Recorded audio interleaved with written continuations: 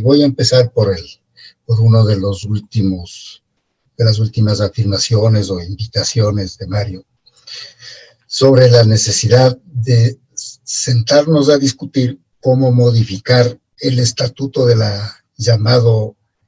el de la Constitución de Montecristi. Yo ayer justamente estoy refiriéndome al proceso de Chile, al que tuvo lugar, por el cual se enterró a la Constitución heredada desde el tiempo de Pinochet.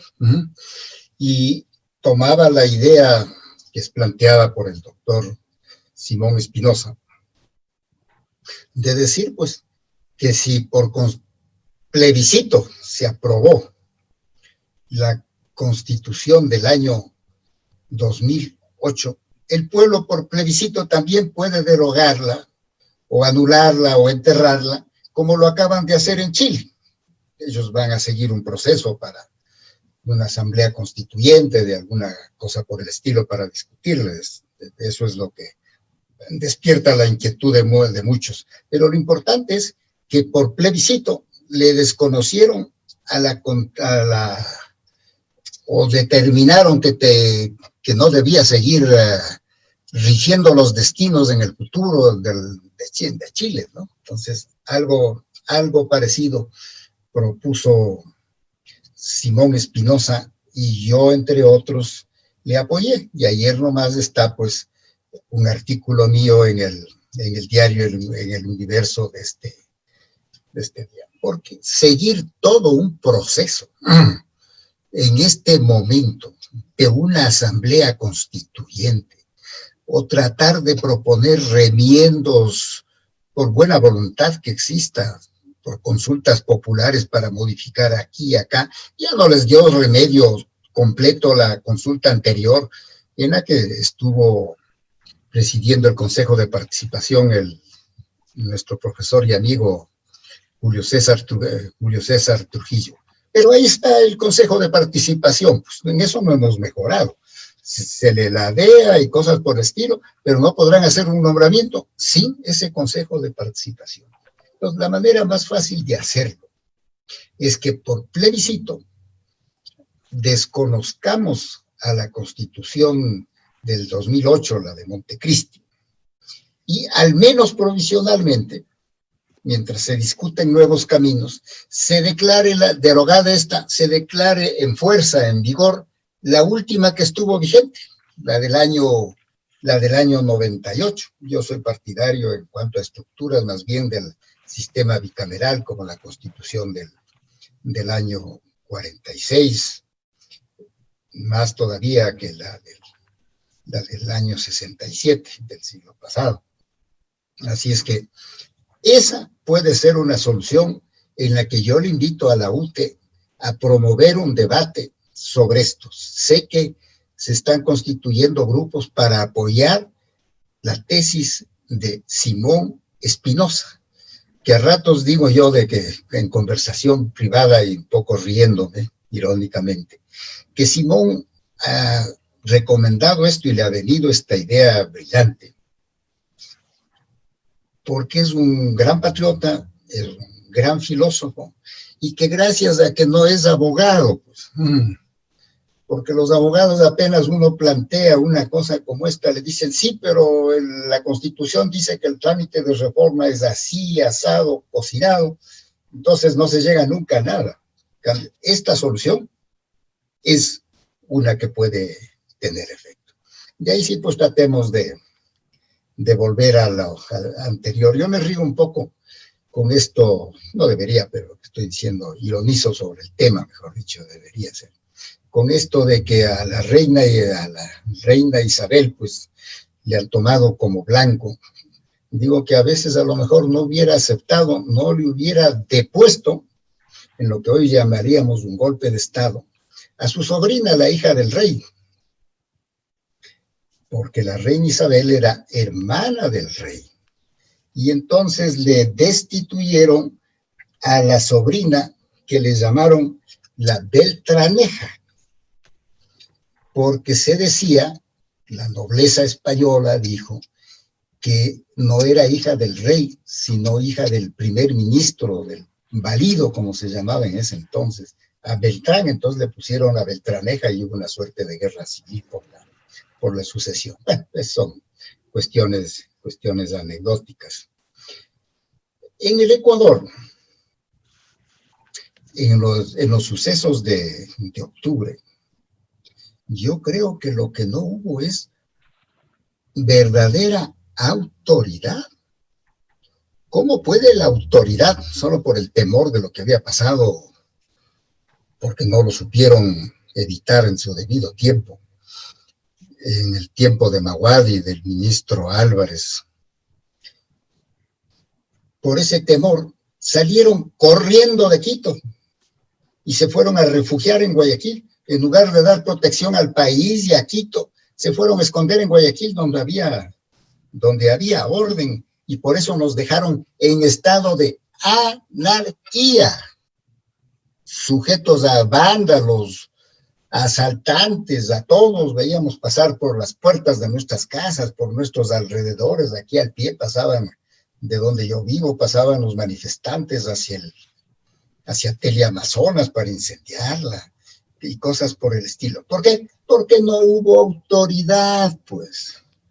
Entonces hoy día me causa hilaridad ver que el comandante de la policía trata de justificar, creo que en reunión ante el Congreso, ante la Asamblea, mientras hacen las comparecencias de testigos y todo en el supuesto juicio, el propuesto juicio a la ministra de Gobierno, pues dice que si la ministra no ordenó el uso progresivo de la fuerza, que eso está previsto en la ley.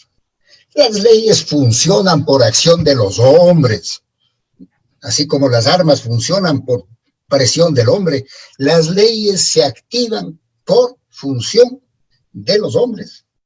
Así es que decir, yo no he actuado, por eso hubo la anarquía, ¿no es cierto? Yo decía en alguno de mis escritos hace unos 8 días, recordaba el pensamiento de Talleyrand, cuando decía: temo más a un ejército de 100 ovejas comandadas por un león, temo más a ellos que a un ejército de 100 leones comandados por una oveja. Por mi formación, yo me gradué en el colegio militar, Eloy Alfaro. Por mi formación, no puedo entender que no se les haya dado las órdenes claras, precisas, y la dotación a los miembros de las Fuerzas Armadas y de la policía, y que hayan sido secuestrados. Eso es acabar con el principio de autoridad y de orden. Ya me imagino de que éramos cadetes del colegio militar con el uniforme que si nos hubieran faltado en la calle o en los eventos deportivos. Lo que nos habría ocurrido por no defender nuestro uniforme, nuestra libertad, pues, para actuar. No, aquí fueron humilladas, secuestradas partes de las Fuerzas Armadas y partes de la Policía Nacional. Esto es lo más indignante, porque sacrifica todo principio de autoridad. Se vivió una anarquía. Yo me acuerdo, yo tuve la satisfacción, el honor de que el doctor Camilo Ponce, de que yo era muy muchacho, aunque tuvimos una amistad más tarde, un poco más profunda, pero de que yo era estudiante de Derecho de la Universidad Católica, me decía el doctor Ponce: lo único que no pueden perdonar los pueblos es la anarquía. Ya me imagino yo lo que habría pasado en Guayaquil el año 59 en los sucesos de esos del 2, 3, 4 de junio.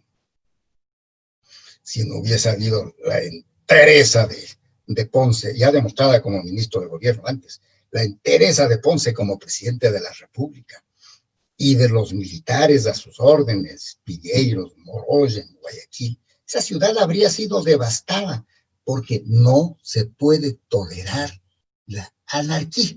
Eso es todo, falta del principio de autoridad. Y que el presidente de la República haya tenido, por este abandono de Quito, haya tenido que regresar a reunirse con los dirigentes indígenas en un sitio particular, no en la presidencia, en un sitio particular en el Valle de los Chillos, para ser humillado y obligado a derogar el decreto que había expedido y había dicho que no lo va a derogar, ¿cierto? Simplemente renunciaron al decreto y decían que sí, que van a sustituir con un subsidio a los combustibles mejor orientado, focalizado. ¿Dónde están? ¿Dónde están esos decretos? Ha pasado más de un año. Así que la autoridad fue sometida y humillada. Hasta ahí la primera parte. Seguiré interviniendo cuando sea necesario. Doctor, muchísimas gracias por su intervención, muy gentil. Yo creo que es conceptos muy claros, conceptos que nos permiten visualizar también, además de lo dicho por el coronel Pazmiño hace un momento. Y me permito hacer 3 o 4 precisiones de lo que usted acaba de mencionar, doctor, muy claro. Primero, la propuesta para el cambio de constitución por las afectaciones vistas desde Montecristi y todas las implicaciones políticas, legales, e incluso falta a la constitución durante estos últimos casi 14 años. Otro detalle, que en octubre de 2019 se demostró que en el Ecuador no hay autoridad y por ende volaron a Guayaquil, ha dicho usted. Eso lo recoge toda la prensa ecuatoriana y el Ecuador entero lo sabe, demostrando así entonces total anarquía en el caso de un respeto constitucional a los preceptos básicos que debe tener un país y una nación. Finalmente ha mencionado los secuestros de militares y de policías, sacrificando el principio de autoridad y respetando obviamente a un proceso total de anarquía. E incluso más de un año, la última parte que usted acababa de mencionar, doctor, más de un año que en Ecuador no hemos visto ningún resultado de las negociaciones que se dieron en una mesa en el Valle de los Chillos y no se conoce absolutamente nada, sino que se podría ver que están esperando a que se acabe el gobierno. En esta primera parte, muchísimas gracias al doctor Gándara también por su participación. Abrimos entonces, amigos, con todos ustedes la posibilidad de que se generen preguntas con la mayor libertad. Tenemos una primera pregunta, por favor, acá está, para el coronel Mario Pazmiño, donde plantea una pregunta un poco larga con criterio. Dice, frente a los sucesos de octubre de 2019, usted plantea reforzar una nueva estructura del Estado, en vista de que el actual gobierno no ha logrado cumplir su misión. ¿En qué parte no ha cumplido su misión el actual gobierno? Por tanto, usted plantea generar una nueva estructura del Estado. Yo considero que el gobierno ha fallado en algunos aspectos dentro de la administración pública. Dentro de los más importantes, yo considero que, primero, no supo medir con precisión, primero, las amenazas que se proyectaban hacia el escenario nacional. Esto, indudablemente, por la falta de un sistema de inteligencia adecuado, un sistema de inteligencia que fue destruido y que fue catalogado al momento como un sistema de inteligencia político. Ese es el primer punto. El segundo punto, el gobierno jamás pensó siquiera en sentarse en una mesa con los diferentes actores sociales para poder conversar sobre lo que le interesa y necesita el país. El tercer elemento, creo que el gobierno amparó y protegió a un sinnúmero de funcionarios que estaban bajo este proceso de investigación de corrupción. Y eso es lo que generó también, a su vez, el proceso de desestabilización. Porque ¿qué reclamaba la gente? Que no había transparencia, que había corrupción y que no pasaba nada, que no se ha recuperado un centavo de todos los capitales que fugaron del país. El cuarto elemento, que yo considero que es sumamente importante, es que el Estado desorganizó la fuerza pública, no la fortaleció, no le dio las herramientas necesarias para que puedan a futuro esa fuerza pública ser garante, como dice la Constitución en el artículo 158, ser garante de los derechos y libertades del pueblo ecuatoriano. Por lo tanto, esa fuerza pública tiene que estar no solo equipada, entrenada, sino también tiene que estar con un amparo jurídico, un resguardo, yo diría, por parte del Ejecutivo y por parte de las instituciones, que le permitan a esa fuerza pública, como bien decía Mauricio, actuar bajo el principio de protección de la ciudadanía y de la defensión de los derechos y libertades del pueblo ecuatoriano. Creo que en esos aspectos falló el gobierno. Y ya lo dijeron hace un minuto atrás. También el momento que uno pretende solucionar los problemas, entra una negociación completamente débil. Y en esa negociación se hacen acuerdos que no se cumplen. Y por otro lado, se ondea la bandera de la impunidad y el temor. Entonces, bajo esos preceptos, el gobierno ha fallado y sigue fallando, porque no da soluciones a la crisis que se presenta. Y esas soluciones que están ahí, que tienen que tomarse, no las toma. Por lo tanto, esos potenciadores que he manifestado durante mi intervención se van a seguir agudizando, porque no hemos mejorado la situación de trabajo para la gente, la seguridad tampoco, la justicia tampoco. No le hemos dado a la población la solución a sus necesidades básicas. Entonces el pueblo tiene derecho a protestar. Sí, tiene derecho a protestar, indudablemente, pero el pueblo también tiene derecho a respetar la autoridad. Y por otro lado, necesariamente ese pueblo tiene que fortalecer la democracia, no destruir la democracia. Aquí no estamos para utilizar ese eslogan que está en el libro del señor Issa, de estos dos dirigentes de mariateguistas, que dice claramente que el fin justifica los medios y que la toma del poder pues está ahí, y como vayamos a la toma del poder hay que hacerlo aceleradamente, caiga quien caiga. Eso no es así. No podemos destruir la sociedad para construir desde las ruinas de esa sociedad, levantar un nuevo Estado. Estamos equivocados, ecuatorianos. Aquí no debemos de cobijarnos bajo banderas ideológicas. Aquí no debemos cobijarnos bajo partidos políticos. Aquí debemos cobijarnos bajo una bandera tricolor y bajo los lineamientos que dice el Estado ecuatoriano. Los objetivos nacionales del Estado ecuatoriano. Eso es lo que debemos de defender los ecuatorianos. No a políticos, no a partidos políticos y peor a ideologías. Eso nos fracciona como sociedad. Muchísimas gracias al coronel Pazmiño. Tenemos una pregunta también para el doctor Mauricio Gándara. Es un criterio inicial y después este criterio se hacen 3 preguntas de quien nos envía, de Lucila Torres. Dice: principios y valores fortalecen la democracia transparente. ¿Qué hacer con la clase política?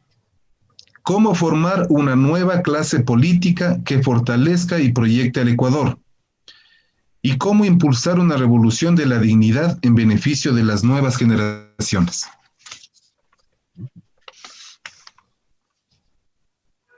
Si quiere, le repito, mi doctor. No, muchas gracias. Me agradezco. Ya le voy a contar lo siguiente, que tiene relación directa a lo que estamos hablando. Yo vine de muy muchacho, era el más joven del Congreso, por pedido del doctor Velasco Ibarra y votación en la provincia de Pichincha. Pero allí viví el último Congreso bicameral bajo la Constitución del 67.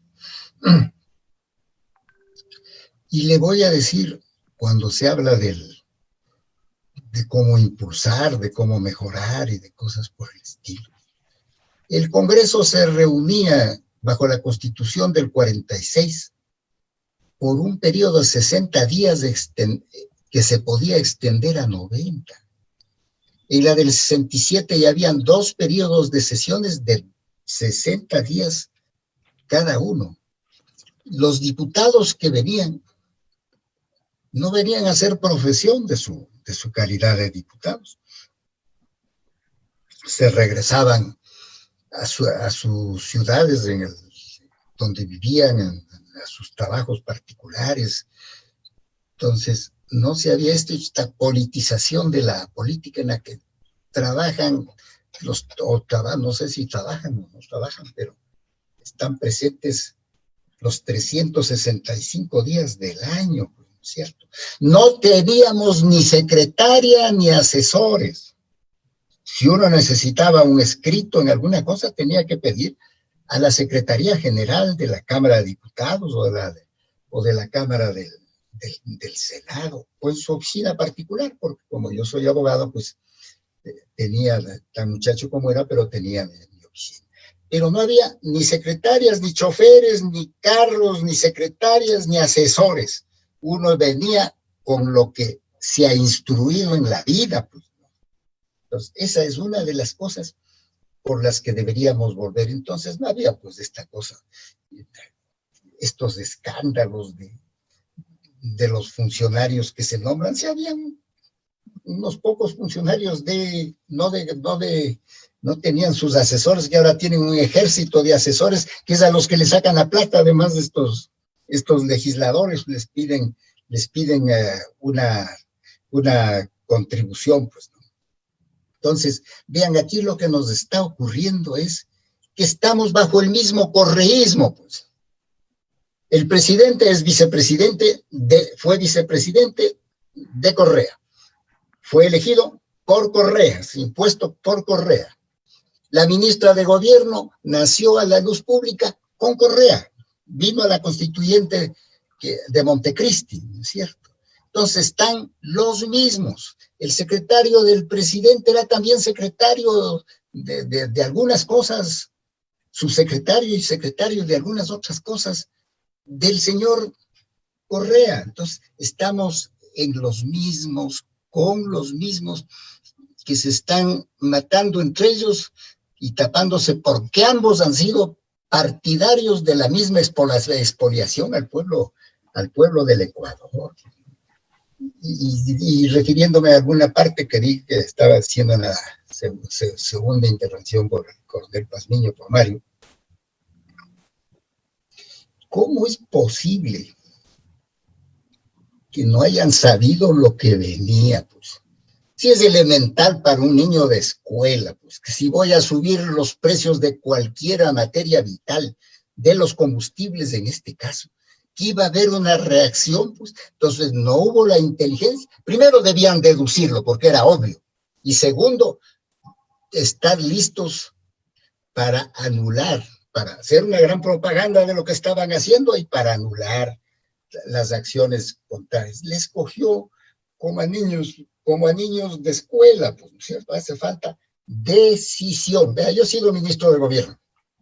Tuve 19 paros provinciales y cantonales. Ninguno me venció.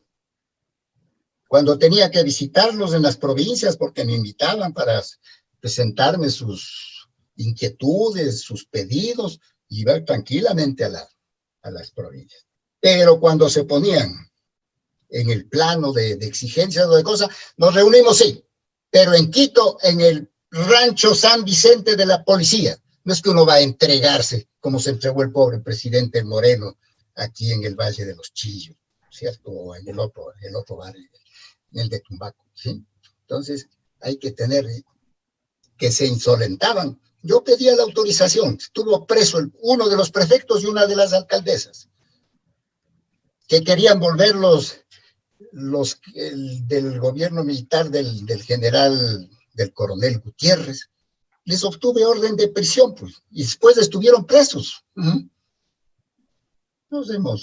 Humanamente nos hemos reconciliado porque no había nada personal, e inclusive he llegado a tener amistad con el coronel Cobo, que es un gran señor. Entonces, hace falta decisión. No estar esperando y que además el comandante de la policía me diga que no, que yo no soy el que dio la orden. No, pues yo no, que no dijo nada porque la ley ya prevé lo que hay que hacer en el caso del uso progresivo de la fuerza. Así es que es autoridad, y la autoridad además sobre todo moral, porque entre ellos que dicen, como dice ese dicho, de entre gitanos no se pisan las mangueras, sí son lo mismo, pues cada uno se sabe los secretos del otro. Así le contesto al señor, y si queda algo pendiente lo hago con mucho gusto. Muchísimas gracias por su contestación. Tenemos dos preguntas más, justamente, una para cada uno de nuestros amigos que nos ha acompañado en esta tarde. La primera para el coronel, cuando menciona el uso progresivo del poder. Entiendo yo que debería ser fuerza. Fue el término más empleado en los medios de comunicación, cuando desde sus vivencias es reconocido como uso de fuerza, y desde cuándo maltrato a los derechos civiles. A ver, es necesario primero poner los puntos claros sobre lo que es el uso progresivo de la fuerza. Para que se dé el uso progresivo de la fuerza tiene que haber tres condicionantes claras, definidas, que no pueden ser violentadas. La primera, una gravísima alteración del orden público. Segundo, que la Policía Nacional haya sido desbordada. Los dos sucesos se dieron en octubre 19. Y el tercero, que el presidente de la República declara un estado de excepción para poder restablecer el orden en el país, que también se dio en los sucesos de octubre. Pero de estas tres condicionantes que son fundamentales, tiene necesariamente que el momento que entra la fuerza pública, las Fuerzas Armadas, a fortalecer el accionar de la Policía Nacional, tiene necesariamente que pasar 5 etapas. La primera es una etapa de diálogo con los manifestantes. La segunda, una acción de disuasión. La tercera, una acción en la cual ya se utilizan ciertos elementos como gas lacrimógeno, hasta llegar a la quinta etapa. En la quinta etapa solo se puede hacer o utilizar las armas en este proceso de uso progresivo de la fuerza, luego de las 5 etapas, cuando esté comprometida la vida de ciudadanos y la vida de policías y militares. ¿Cómo es comprometida? Voy a poner ejemplos. El momento, por ejemplo, de que a una tanqueta militar le botan al interior de la tanqueta, cuando están abriendo la puerta, le botan 2 bombas molotov al interior, y el personal que está allá adentro comienza a prenderse dentro de la tanqueta, se está atentando contra la vida de ese funcionario público. En ese momento se puede y se debe utilizar las armas. Pongo otro ejemplo. El momento que una turba descontrolada va hacia la Balbina, donde está unos rastrillos y unos refugios militares, donde hay armamento, explosivos, munición, penetra esta fuerza. ¿Y qué hacen los militares? Comienzan a lanzar piedras y palos entre unos y otros. Están equivocados. Así no se funciona, o así no funciona, porque existe ahí una violencia y se ha violentado un reparto militar en donde puede tranquilamente utilizarse esos explosivos, ese armamento y esa munición en perjuicio no solo de la fuerza pública, en perjuicio del pueblo ecuatoriano. Por lo tanto, ahí es justificado el empleo del uso progresivo de la fuerza y es justificado el empleo de las armas de fuego.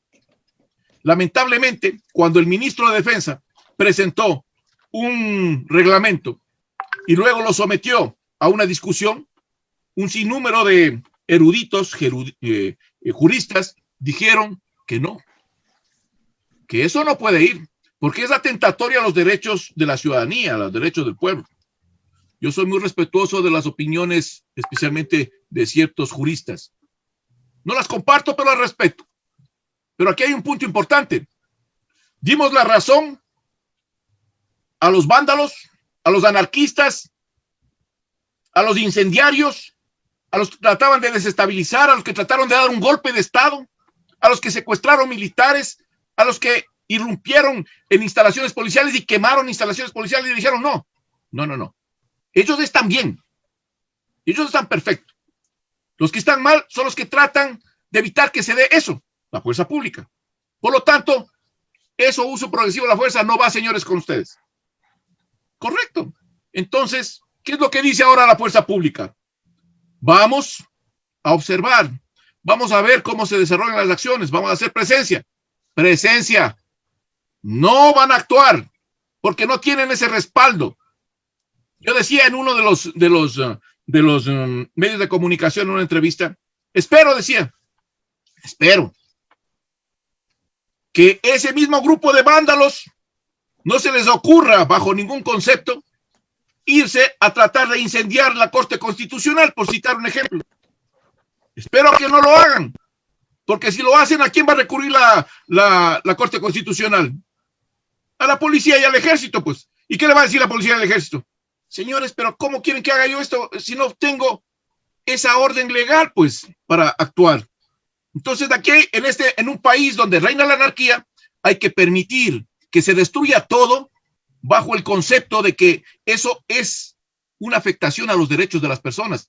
Los derechos de las personas son respetados, señores, pero esos derechos de las personas no están por encima de los derechos de los otros ecuatorianos.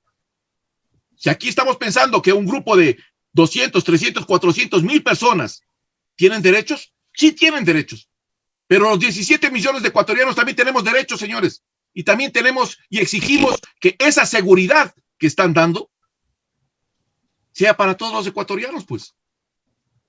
Y eso, si eso implica uso progresivo de la fuerza, pues tiene que darse esa situación. Tenemos que comprender que la sociedad no puede irse, no puede caminar hacia el despeñadero del anarquismo, del fascismo.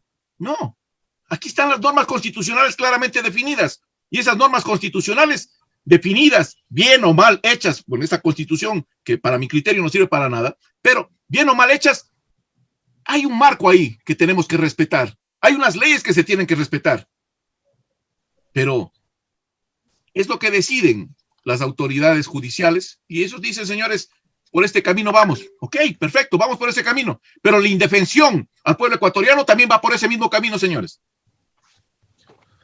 Muchísimas gracias al criterio de Mario Pazmiño y del coronel Pazmiño. Vamos a una última pregunta, por favor, justamente al doctor Gándara.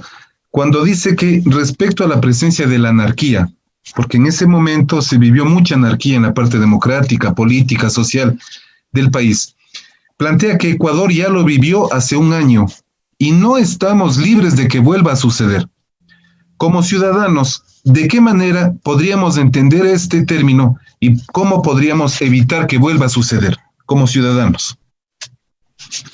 Ya, hay que ceñirse a lo que dicen las leyes, a lo que dice el respeto al Estado, y eso tiene que hacerlo respetar el presidente de la República y sus ministros. Lo que uno no tiene es que andarse escondiendo tras de otros para justificar lo que no ha hecho, pues. Así como le decía de la ministra de Gobierno, pues que para una excusa es número uno, pues no. Ya le ha metido al comandante a que sostenga ni sé qué teoría sobre el uso progresivo de la fuerza que la ministra no ha ordenado. La ministra no ha ordenado nada, pero ella es la responsable de la autoridad, pues. Cuando le están faltando los fondos, al parecer, en los fondos de la seguridad social de la policía, pero ella está 2 años de presidenta de la institución que maneja la ISPOL, pues la que maneja esos fondos. A los 2 años se ha dado cuenta y empieza a decir cosas como que no tenía acceso a los documentos, entonces no es ministra y no es presidente de esa institución, pues, ¿no es cierto? Y asimismo está en el famoso reparto de los hospitales. Igualmente, pues, todos habrán sido responsables menos ella, pues, ¿no? Que es la que conduce y la que tenía la relación con esos bloques de diputados, con ese bloque de sus diputados que le apoyaba en sus misiones, ¿no es cierto? Entonces, lo primero es que tiene que haber responsabilidad de la presidencia, responsabilidad de los ministerios y responsabilidad de los que están a sus órdenes, ¿no?